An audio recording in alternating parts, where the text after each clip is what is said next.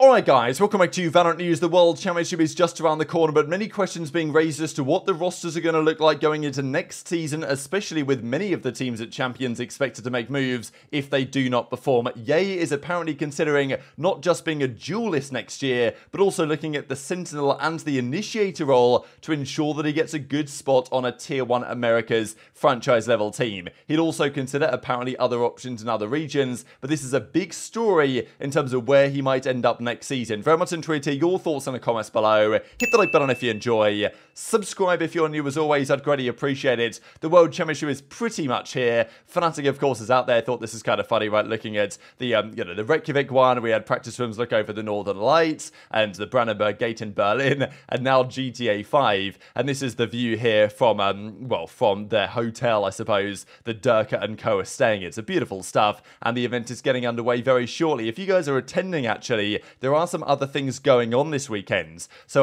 well, not necessarily this weekend, but over the coming weekends. So there's loads of different things that they're doing on various parts of the city on August 13th, 17th, 22nd, and especially throughout the finals weekends, this fan fest over August 24th to the 26th. So these are the dates, these are the details. If you guys are going to be attending the World Championship, which is coming up very shortly. NRG are an interesting team. They've had an up and down season for sure, and we will talk about NRG in a few minutes related to the Ye situation. There have been some discussions between, the likes of, well, especially Marved and FNS actually, talking about, Marved, we want you back type thing. There's been a bit less between those guys and Ye, and there have been rumours, and Slasher even mentioned them in the video we're about to discuss. I don't think I'll share that clip specifically, but there were some rumours at the end of, the Optic days, really, that things weren't going so well for, NRG. There was some internal friction, basically, between Ye and between the guys in that Optic team after they didn't quite get the results they were looking for. So maybe there could be some barriers to that reforming as a team,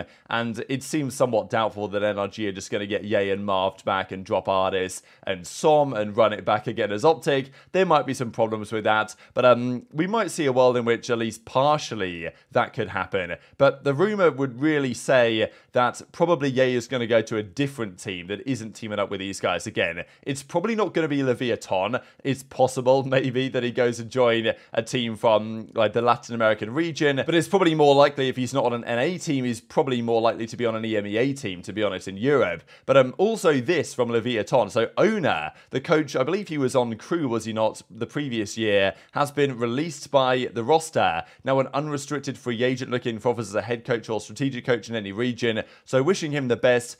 I think this was somewhat inevitable. The team, there were many problems with them, it seemed to me. And I do wonder what happens now with King. Is King just going to do everything? Is this guy going to be coaching, IGLing, fragging out?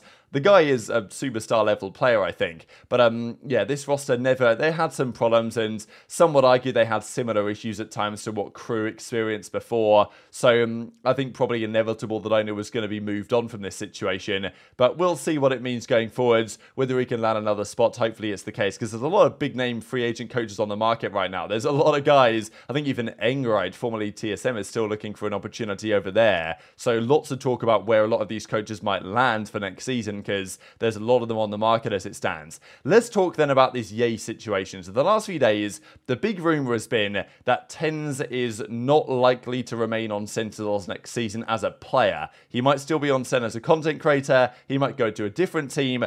But Rod/Breslau believes that it's 90 to 95% likely that TenZ is not on Sentinels next season. Now, he does say that he's really enjoying playing, streaming again, getting his old groove back in business. But if there's any duelist opportunity in the entire Americas, at least North American side of the VCT, Sentinels is probably the most likely. And this is where the questions are raised around Ye, because he was the biggest name free agent for sure and commanded the biggest salary and everything going into franchising. There was so much talk. Is he going to go to Sen? Is he going to go to 100 Thieves? Is he not going to... He actually said at the time that there's no way he's going to EG. In hindsight, EG are actually pretty damn good.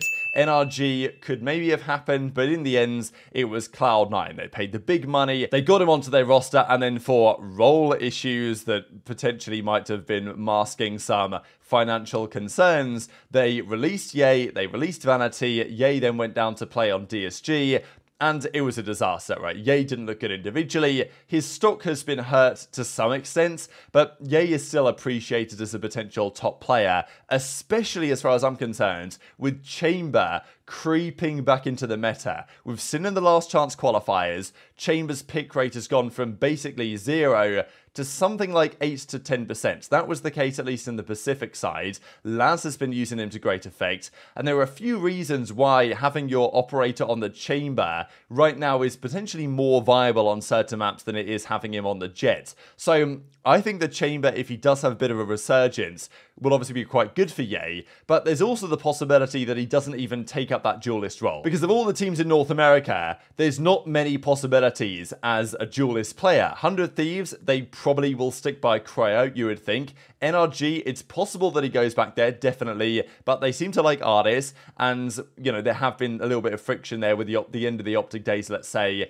that might put them off going for that again. EG aren't going to move on from Demon 1, obviously, at all. And then the bridge is most likely burned with Cloud9, and it's doubtful that he's going to go back there. So, from a duelist perspective, the best option might be Sentinels in place of TenZ. If it's true that TenZ isn't going to be there anymore, that's probably the most viable candidate for Ye going forward in the franchise league if he is going back as a duelist. But Slasher believes that in order to give himself a better chance, he's considering playing other roles. I do not think that he is going to take the minimum to play on a professional team. He may have said that on stream, because as we know, he really just wants to compete, and considering what happened in DSG, he wants, and it definitely hurt his stock.